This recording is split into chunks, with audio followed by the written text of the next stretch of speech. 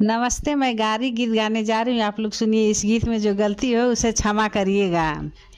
चला देखी आई माऊ का DAV कॉलेज। चला देखी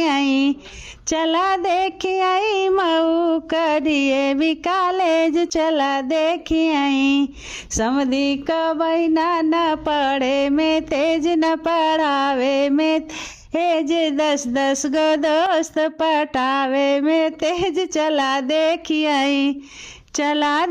आई माऊ का डिग्री कॉलेज। चला देखी आई अगुआ का बहिना न पढ़े में तेज, न पढ़ावे में तेज, 10 गो यार पटावे में तेज। चला देखी आई माऊ का डिग्री कॉलेज। चला